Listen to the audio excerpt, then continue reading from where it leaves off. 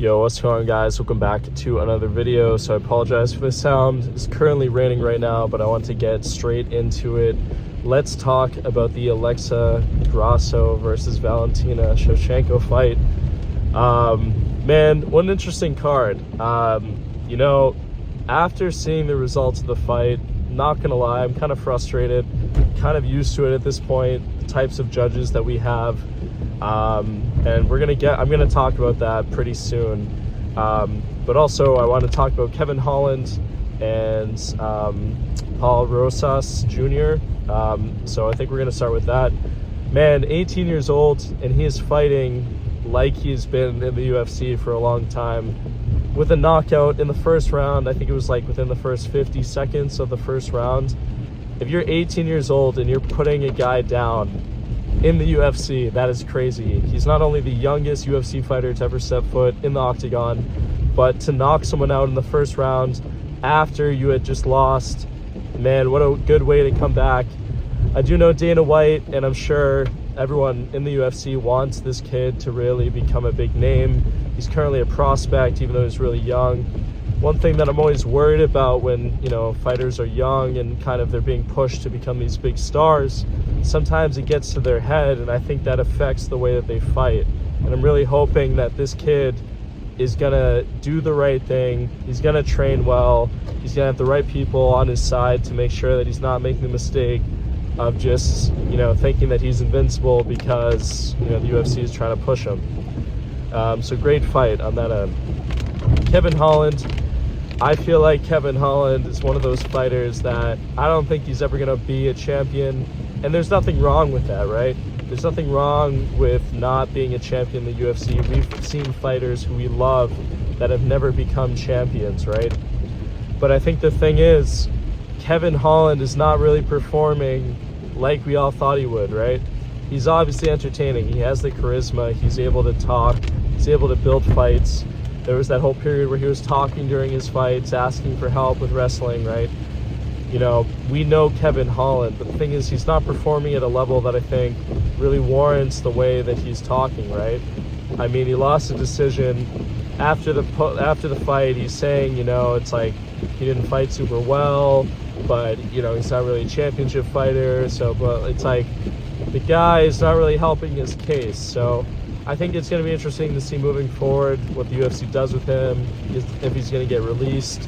I mean, he brings money for the UFC, but I feel like his stock, I talk a lot about stock, like UFC fighters have stock. I feel like his stock is dropping, and it's just going to be interesting to see, moving forward. Dana White wants to continue having him fight. What's going to be, next up for him? Now moving on to the championship fight, the one that kind of has gotten a lot of heat recently in the media. Alexa Grasso versus Valentina Shevchenko. Number 2, to end a championship fight in a draw, I think is so wrong on so many reasons, right? So many things. Number 1 is we need a champion, right? And I feel like if you win a fight through a draw, it doesn't really make you a champion, right? I feel like that's just not a good way to end a fight. And that's obviously due to judges. Thing is, you got to choose someone. Someone needs to be chosen. There needs to be a winner. There needs to be a loser. I don't like this whole, we couldn't decide, so therefore we couldn't come to an agreement. No, there needs to be a clear person to win. And if that's not the case, there needs to be a solution. There needs to be some type of way to decide, okay, how are we going to do this? Is there going to be another round, right? It just can't end like that. I feel like that's such a wrong way. And it does the fighters wrong. Imagine you're prepping this entire time and it ends in a draw, right? Now the debate could be, okay, the fighters didn't do enough to prove that one person was the winner. Well, I think at the same time, if they didn't prove enough, let them prove it, right? 5 rounds, you're only allowing 5 rounds to prove that in a championship fight.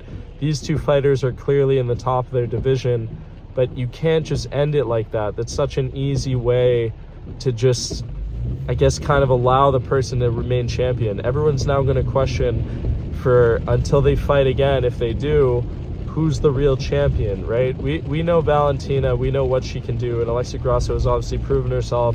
Great boxer, great wrestling. The thing is, it's now undecided. Now, what kind of upset me after the fight was Alexa Grasso was almost accepting that, you know, she won the fight even though it was a draw. And Daniel Cormier had a great moment when he didn't, in the Octagon interview, and he said, well, it was a draw. And I agree with him. It was a draw. I don't think you can really be confident and say that you're the champion after a draw. Now, I think the biggest thing about this was the way that the 5th round was judged by one judge. 10-8. We've seen rounds that are 10-8. That's normally when someone gets dominated. That's like when Khabib would ragdoll people around the octagon. That was a 10-8 round.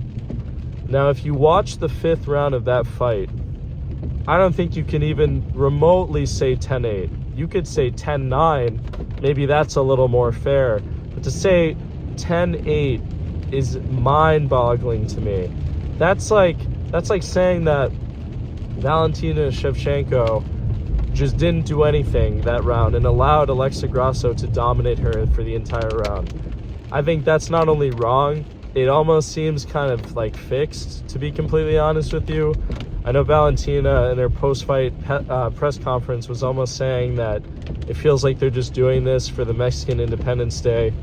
It's highly possible. I mean, again, there's not really a way to prove that, I'm sure, you know, but it doesn't seem right. Now, there's been a long thing when it comes to judges in the UFC and how there's been a big problem with a lot of championship fights and kind of main card fights where judges are scoring fights the wrong way. Now, obviously, we're not judges, we're not professionals, but when you have enough people saying the same thing, I feel like that gives enough validation to say, okay, this clearly is wrong.